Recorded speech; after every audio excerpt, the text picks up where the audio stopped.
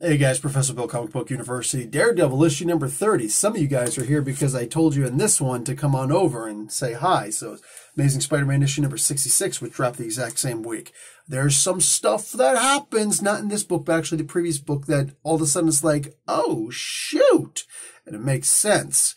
That being said, there's also some things that happen in here. Let's get talking about who makes this comic book. We'll go on from that point, yeah? So this issue is Doing Time, Part 2. Chip Zdarsky is the writer, Mark Chiccheco and Mike Hawthorne on pencils. If I'm butchering anybody's names, feel free to contact me and tell me how your name is really pronounced. Marco also does the inks along with Adriano Di Benedetto, and Marcio Menez does the colors. VC's Clayton Cowles on letters, and Chiccheco and Matthew Wilson doing the cover art. Okay, let's go from there. Daredevil has been stabbed. Yes, they do little stories in here. So Daredevil was stabbed in the previous issue. He was jacked the heck up. I was talking to somebody in the comic book store when I was picking this up, and he's like, "Yeah, I heard that Daredevil got killed." Like, Daredevil didn't get killed, dude. He's like, no, like, people who I actually trust got killed. It's like, maybe you should start trusting people like me, because I can promise you, he wasn't killed. He's opened up, he's like, oh yeah, I see him in here. He's definitely not dead. And I was like, well, there you go. Where does thy trust lie now, young Padawan? So, Daredevil is actually Elektra at this point, and something that I know, listen, I know I didn't do the review last week. I apologize, okay? I don't know why I'm apologizing to you guys, but I'm apologizing to you guys, okay? My bad. I missed a freaking issue review, okay? Can we move on from there? Something I noticed in the previous issue is that Elektra is using blunted size. Now, that is interesting, but it's also something that I thought, this isn't going to work out well for her. You see, one of the things that I don't care if it's a guy or a girl, somebody should be giving advice to women. Don't do whatever a man tells you to do, right? You got to do what makes you happy. This is also something that guys should take that advice also, right?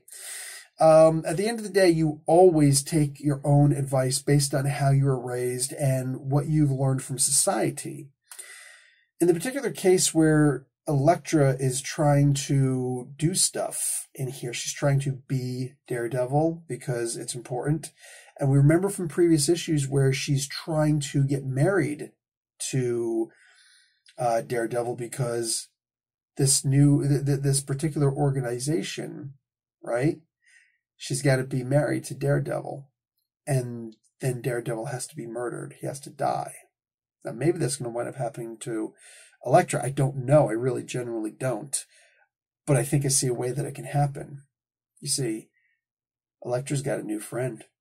She's training her, and she's getting trained a little bit too fast. If I had to say that anything in this story was unbelievable, it would be this little girl being trained way too quickly. Rather than this wasn't called Fear itself. What the hell was this stupid thing called? The Maximum, whatever the hell the latest Donny Cates event was called, where there's dragons in the sky and stuff like that. Whatever the hell that one was called. They're all blending in because whatever. There was another one that Donny Cates did just a year prior. That was the exact same thing for the most part. Anyway, and neither of them made any sense. They were just rawr, monsters, rawr, bad guys. And my button is particularly shiny today. Anyway, so what happens? I would have felt better if this was a little girl who she'd been training since, like, War of the Realms, let's say. That's a big event that killed a whole bunch of people. Why couldn't Elektra have come across her from there? You know, we get a couple of flashbacks here and there that, oh, she became friends with this little girl, and, you know, while she saved her, and she's going to train her now because her mom's dead, and life sucks, and then you die. Or you become an assassin, and other people die. But she's getting trained by a different kind of Elektra, because the Elektra of the past, Elektra Assassin, which they tried to make, oh man, they tried so hard to make us believe this was Elektra Assassin, but she's got blunted size. Guys, I've never trained with size. I'd like to say I've never trained extensively with size. No, I've never trained on day one with a pair of octagon size, the Okinawan size. I've never once trained with them before. So I know the theory of how they work. I've got a functioning understanding of how they work, and I'm sure I could use them, amateurishly, but whatever. But the idea is that they are a mostly defensive weapon, and you have to have two of them, and they're to catch and trap a bow staff and then stab with the other one. That's why there's always two. But having one blunted, here's the thing. There are certain things that you can do, like a short stick is probably the best thing to do if you have a particularly long hallway that goes to your door, your front or back door. If you need to have some personal defense and you don't want to use a gun, then a stick would be a good idea. Not a baseball bat, because there's only but so much swinging you could do with a giant freaking baseball bat. A knife could be good, but a small, like a stickball bat, something like that, that would work really well. A little billy club. So, but those are also made for swinging. This is just a sai with a blunted tip. And it doesn't appear to be weighted at all. These are not made for swinging. They're only like, when Triple H goes after somebody with that sledgehammer, he's never swinging it. He just kind of thrusts it and, stabs with it. It's like, it's not a sharp weapon. Why are you trying to stab with it? These sais can't be swung. Like I said, they're not weighted. They're just little freaking sticks, metal or otherwise, where you're poking somebody in the head with a blunted object. Elektra is very slight. She doesn't have that much strength behind her. Look, if I were to hit you, in the face with a blunted sai, I'm sure it would hurt like hell. But she's going up against Jason Voorhees in this one. I'm sorry. Does nobody else see the similarities? Now we see where Jason Voorhees was sent from at the end of, this particular issue.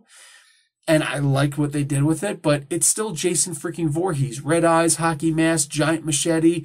It was actually a katana, but he could get his hands on a freaking katana. It's Jason Voorhees. Are you going to go up to Jason Voorhees and say, hey, bro, sorry, machete, you're going to have to hand over that katana? He's going to take off your hands. You know what I'm saying? And then your head. No, nobody tells Jason what to do. I was like, do we need to break into a Jason conversation? Jason Voorhees? Friday the 13th, mother fathead? I'm saying. Halloween may have started the slasher movies. But no. Jason ran away with it. Anyway. Elektra trying to be good for Matt. Not good for her. And as much as she's a badass in this, at the very end, you realize like she's not going to be able to hack it like this. She is seriously putting herself in jeopardy like this, trying to be the good girl for Matt because she knows he's going to hear about it. In the meantime, Matt, while he's not in the story that much, is probably one of the coolest aspects here. You see, Matt, he's offered a sweetheart deal to get out of prison early instead of serving his full 2 years, but he refuses to take it. Now, will that continue? I don't know. But there's a bunch of people in here mentioning that, what do they say? They're basically saying, like, you're stupid for filling out, you're doing your full term, like, who are you helping, blah, blah, blah, blah, blah. Matt Murdock, Daredevil, is a very interesting character in the sense that he wants to do what's right, always. And sometimes his morals supersede what we are told is right. Case in point, if he can't get you in the courtroom, he'll get you as Daredevil. And there are two totally different justices being served in that particular case, right? So he wants to serve out his whole term, not because he feels like it's going to make him feel better, as Detective North, foolishly says to him. No, it's more about he wants to do it because that's what's expected of every citizen. Nobody should have immunity, right? At the end of the day, it's like, listen, the punishment is that I'm supposed to go to prison and I'm supposed to serve 2 years. But prison is meant to be a place where, well, on paper at least, it's meant to be a place where you go and your freedom has been taken away from you. It's not supposed to be a place where you go to be raped. That doesn't happen to Matt. It's not a place where you're supposed to go to get beaten up and stuff like that. You know, it's weird. It's a very weird situation. Because if prisons were better, like a lot better than they are, especially here in America, well, excuse me, down south in America, but they're bad here also. Don't get called a goof in a Canadian prison, let me tell you that. But the idea is that prisons aren't what they're on paper supposed to be. They're a place where people do get raped and beaten up and killed. Bad things happen to people when they go to prison. And the strong prey on the weak, and everybody's a manipulator. No, Matt's not helping himself, but he's not helping anybody else either. I would rather Matt try and fix the justice system, especially try and fix the prison system, right? Rather than this, where he's dealing with stuff.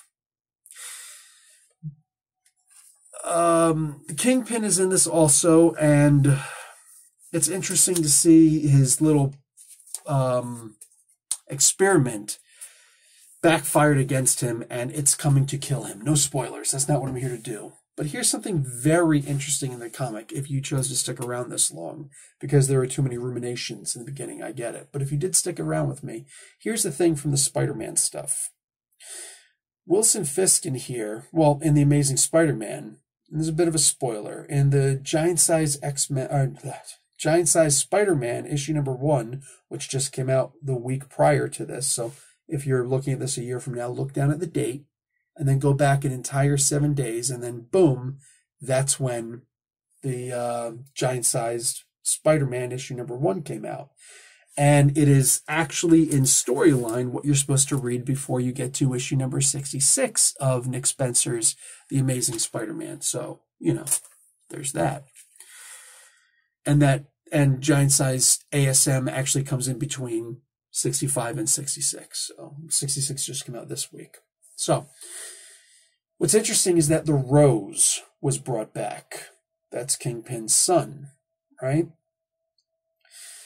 Well, in the previous issue of Daredevil, I noticed that they mentioned Frank Wilson, this big guy that we've been seeing for a couple of issues now, was just revealed, or at least the first time I noticed, that he was revealed as Kingpin's actual son. They make a big deal about it in this and the previous issue.